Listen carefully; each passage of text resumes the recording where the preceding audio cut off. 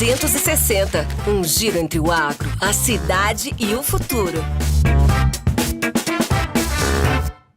Boa noite, estamos no ar com o Apro 360, mais um Causa e Efeito. E hoje a gente vai falar sobre a produção do etanol de milho, que está só crescendo aqui no nosso estado. E para isso, a gente vai conversar com Guilherme Nolasco, que é presidente da União Nacional do Etanol de Milho.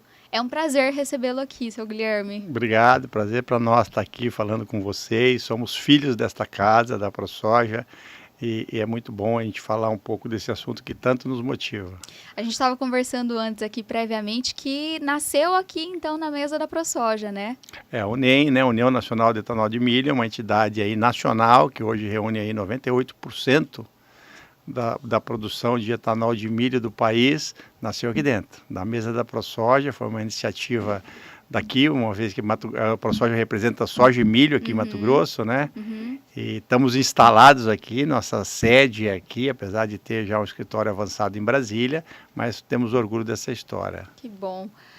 Para a gente começar, tem se falado muito, né, sobre a produção de etanol de milho. Qual que é o cenário hoje aqui no nosso estado dessa produção? Esse ano o etanol de milho hoje, em poucos anos, né, em 8 anos, já ocupa aí 1/4 da produção nacional de etanol no Brasil. E Mato Grosso é o grande produtor, aí, com um pouco mais de 60% da produção total, né? Até alguns anos atrás 100% se produzia aqui, mas foi se derivando aos outros estados do Centro-Oeste e agora indo para o Mato Piba também.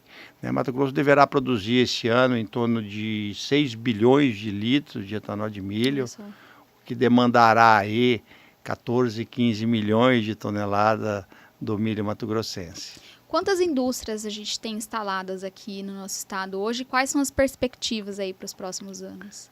Nós temos hoje 12 indústrias em operação no estado de Mato Grosso e aí mais 3 indústrias que deverão inaugurar aí até o final de 2026 e outras 4 projetos aí saindo do chão. Então, a grande oferta de milho em Mato Grosso, aliado à deficiência de logística, de armazenagem, a pouca demanda do mercado interno pelo milho, isso tem atraído realmente essa indústria, apesar de outros estados estar investindo, mas Mato Grosso sempre continuará aí líder e com maior potencial de investimento.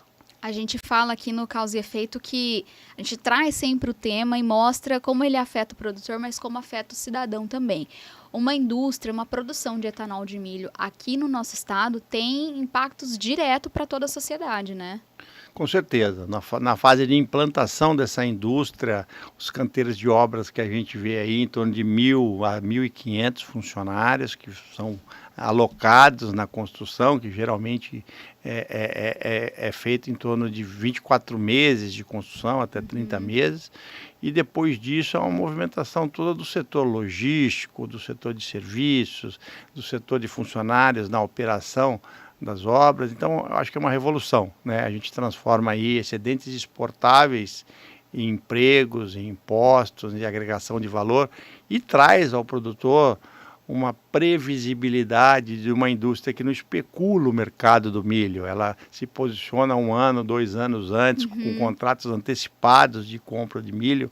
Eu acho que isso trouxe essa opção ao produtor rural, um grande player com uma relação de confiança, com uma relação de longo prazo. A indústria chegou para trabalhar ao lado do produtor, para trabalhar aí buscando que o produtor seja aquele fiel fornecedor e que ele ganhe dinheiro também. Sim. Não é uma relação expoliativa, não é uma relação contrária, né? Para a indústria crescer e continuar crescendo, o produtor tem que estar forte, o produtor precisa continuar a crescer, e os números mostram isso.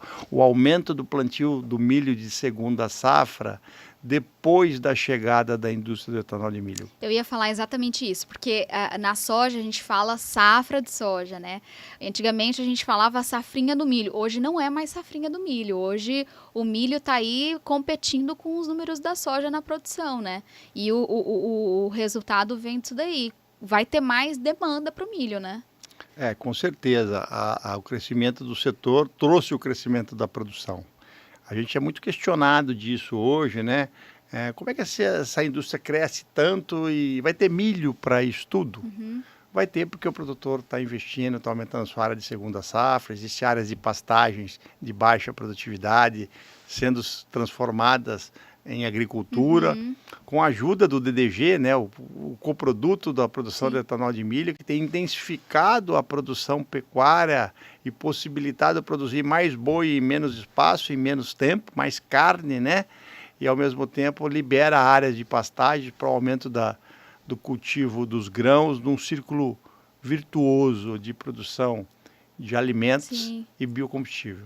E a gente fala aí também sobre sustentabilidade, né? É uma produção de um combustível sustentável, né? Com certeza. Eu acho que as duas grandes agendas e responsabilidades que o Brasil tem no mundo é a transição energética e segurança alimentar. E esse setor, né, junto aí com a grande produção primária de soja, que também produz o biodiesel, e milho, produzindo o etanol, a gente encaixa nessas duas grandes responsabilidades de produzir alimentos e biocombustível, fazer a segurança alimentar e a transição energética. Quais são os subprodutos aí desse milho, né? Você estava falando ali do DDG. Quais são mais? O que mais dá para fazer com isso?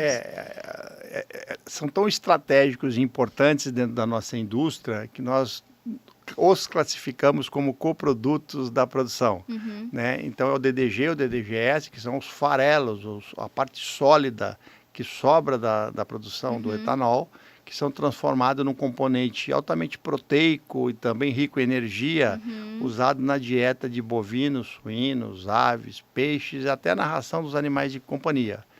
Juntamente com isso, em menor proporção, tem o óleo que é extraído, que também pode ser utilizado na produção animal, na formulação de dietas, como também pode ser refinado para o consumo humano, pode ser feito biodiesel, enfim, uma infinidade de coisas. E o principal, né, o etanol, que é esse biocombustível rico e limpo que nós usamos na nossa matriz energética. Guilherme, quais são os outros estados aí que estão presentes, né, na União e com um volume aí de produção já? Depois de Mato Grosso, nós temos Mato Grosso do Sul e Goiás, nesta ordem, os maiores produtores. E agora o setor migra para as áreas de novas fronteiras agrícolas no Mato Piba, né, já com uma operação em Balsas, no Maranhão, uma indústria sendo construída em Luiz Eduardo Magalhães, no oeste baiano, projetos no Piauí, o norte do país, o Pará já tem uma operação e com outros projetos. Tocantins também tem um associado já iniciando a construção de uma nova fábrica. O Paraná, a maior cooperativa do país, a Coamo, também inicia a construção da sua fábrica. Santa Catarina, Rio Grande do Sul. Muito então o setor está expandindo. Do Alagoas, eu tenho um associado em Alagoas, do Alagoas ao Rio Grande do Sul, já a produção de etanol de milho e agora outros grãos, como sorgo, como trigo, como triticale, vão aí também fazer parte da biomassa de produção de combustível. E esse etanol em específico, ele é para uso interno aqui, vai para exportação? Como que funciona isso? Nós temos dois tipos de etanol. O etanol carburante, que se divide aí no hidratado, aquele que vai puro no posto de abastecimento, que você põe ele no seu carro, e o etanol anidro, que é misturado à gasolina. A gasolina brasileira, ela tem 27% de etanol anidro misturado e está indo agora para uma mistura de 30%. Então é a gasolina mais limpa do mundo. Né? E tem aquele etanol mais puro para outros fins, que vai para a indústria farmacêutica, a indústria de bebidas e várias outras aplicações. É lógico, em menor quantidade. Esse sim é exportado em menor quantidade, mas com valor agregado maior. Ainda não temos um volume de exportação aí muito representativo, mas com o crescimento da produção de etanol de milho, nós já estamos nos organizando para uma agenda internacional, porque precisaremos aí trazer o etanol a outros mercados e com a promessa agora do etanol para fazer parte de uma matéria-prima para a produção do combustível de aviação, o SAF. Que interessante. na matriz energética de transição da navegação. Então, existem várias outras promessas, outros projetos de uso do etanol. Isso já é uma realidade ou está em projetos ainda? Não, o SAF é uma realidade já no mundo, existe mandato de SAF, até o próprio Brasil, a lei a partir de 2027, o Brasil precisa adicionar 1% de SAF ao querosene de aviação. É lógico que existem várias rotas de produção desse combustível sustentável de aviação, que pode ser do etanol, do biodiesel, óleo de palma, são várias rotas, mas o etanol tem uma competitividade muito grande nesse cenário. Além disso, a Europa, os Estados Unidos, mandatos de aeroportos e companhias aéreas também ao redor do mundo vão demandar etanol, e o Brasil pode ser um grande fornecedor do etanol, do biodiesel para a produção de SAF. E a navegação ainda é algo em discussão, precisa de um reconhecimento do Organismo Mundial, o IMO, lá em Londres, para que aceitem o etanol como uma rota de produção. Quais são as perspectivas do setor aí para os próximos anos? Esse salto de crescimento, de desenvolvimento dessa produção deve cada vez estar mais pujante? Com certeza. É lógico que depende aí da demanda, né? A demanda que sinaliza os investimentos. A gente tem grandes expectativas de aumento de demanda e com muitos projetos à mesa já prontos para sair do papel e se iniciar. É lógico que vivemos um cenário de juros altos, do custo do dinheiro muito alto, né? Vivemos um cenário ainda que essas novas demandas, SAF, navegação, elas estão a caminho, mas não são ainda uma realidade.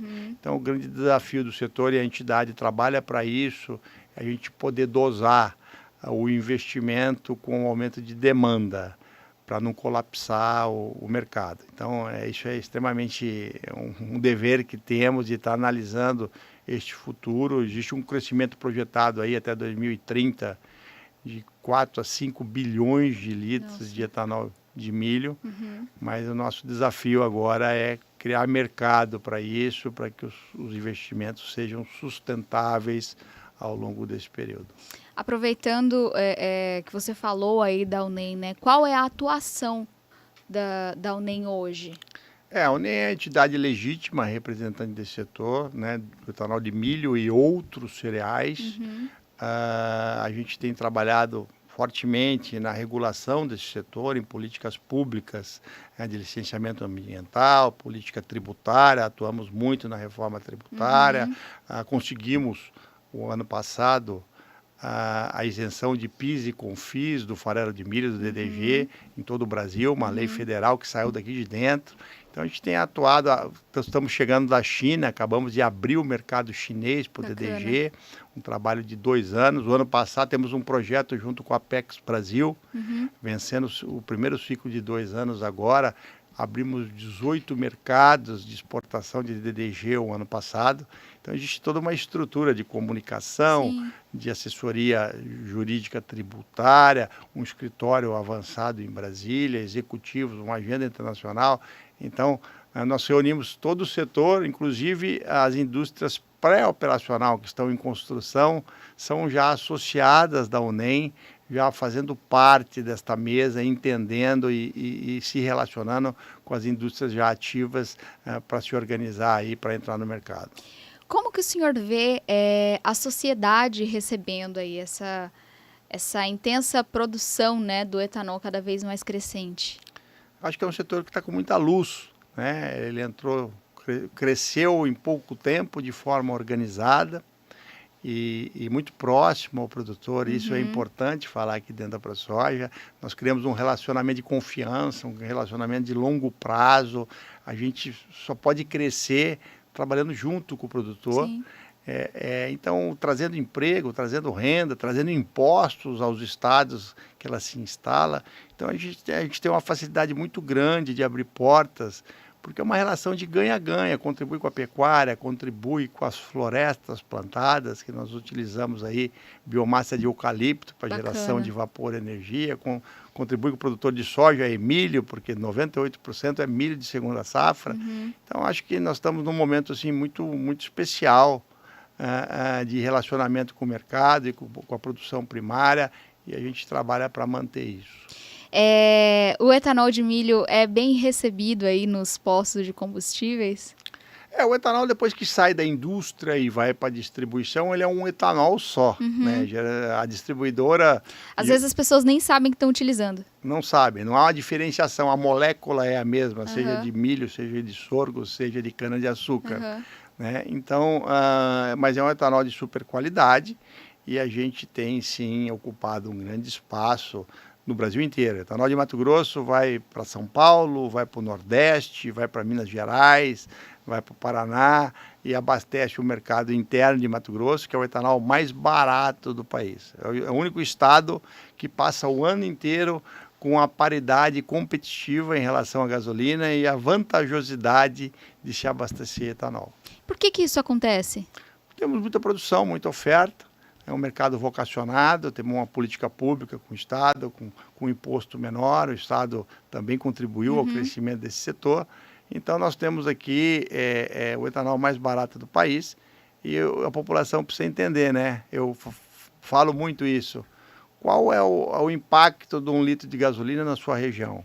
Qual é o impacto de 1 litro de etanol na sua região? Né? O que tem contribuído ao crescimento da produção primária, a geração de emprego, a geração de impostos. Mesmo se não fosse tão barato, ainda seria uma melhor opção pelo impacto econômico que faz ao Mato Grosso e pela questão do ativo ambiental de um combustível limpo.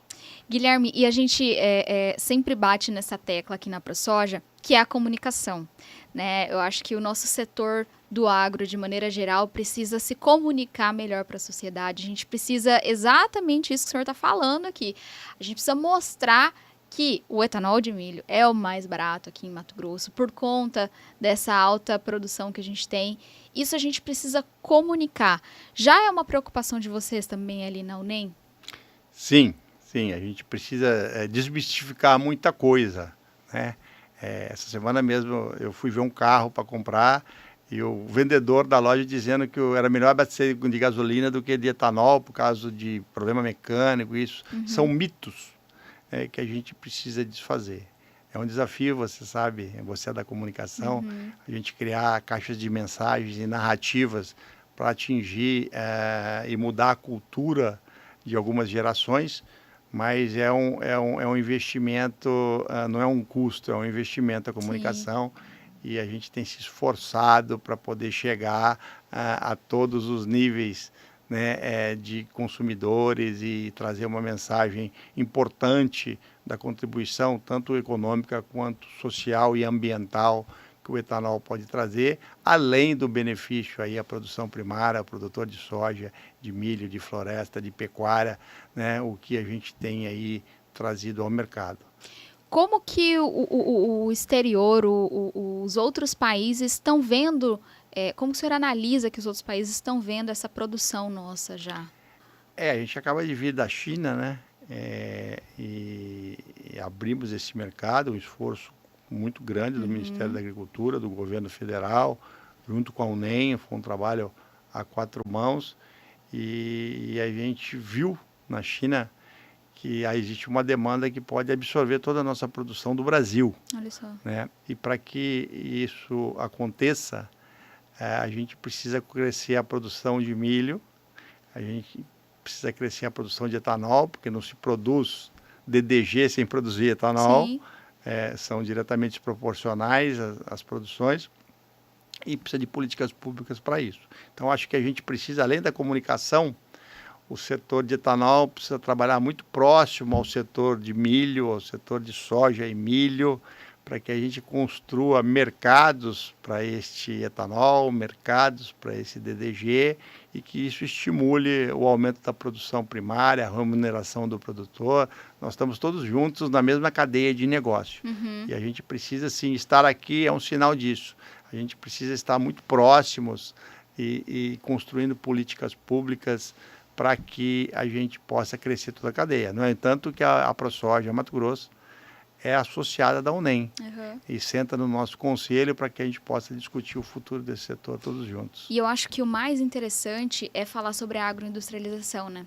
Porque a produção é feita aqui, mas a industrialização também começa a ser feita aqui, né? Que é uma virada de chave, né? Que é o que a gente sempre, é o que o setor sempre discute, é o que o setor sempre fomenta, né?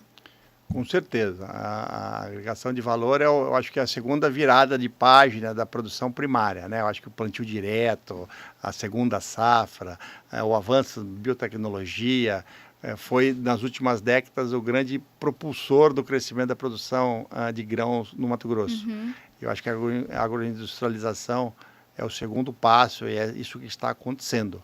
Agora nós temos um grande desafio, né?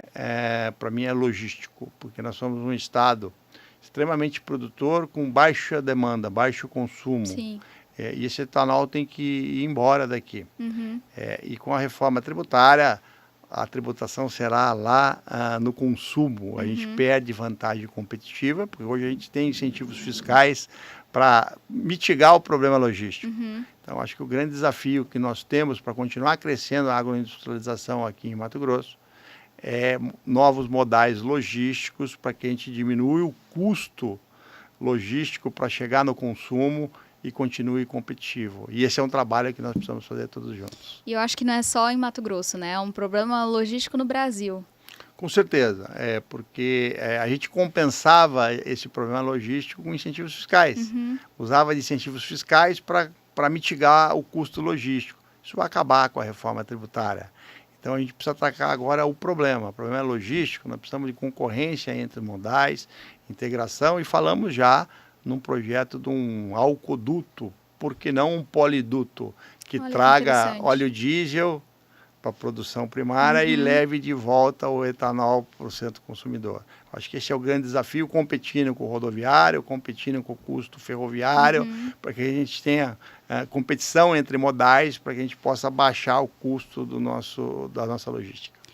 As perspectivas são boas aí para o futuro, então, né? Muito boas, e os desafios são de tamanha grandeza quanto as perspectivas. Guilherme, a gente agradece muito pela presença. A porta da ProSoja vai estar sempre aberta, né? A gente já é uma associada, então a gente já anda junto ali nessa produção. E cada vez mais a gente quer trazer esse assunto e a gente quer fomentar esse assunto para a gente mostrar para a sociedade que o que a gente está produzindo por aqui, a gente está industrializando por aqui e tudo de maneira sustentável. Eu acho que o recado principal é esse, né? Obrigado, Fernanda. É um prazer para nós estar aqui na ProSoja, ocupar o mesmo prédio da ProSoja. Estamos acomodados aqui dentro e ver que o setor pode crescer junto com a produção primária. Né? Estamos na mesma, como eu já disse, estamos no mesmo barco e muito próximos. Eu agradeço sempre a acolhida e o tratamento que eu tenho da ProSoja. Muito obrigada. E a você que está nos assistindo, até a próxima semana. A gente fica por aqui com mais um Causa e Efeito. Tchau!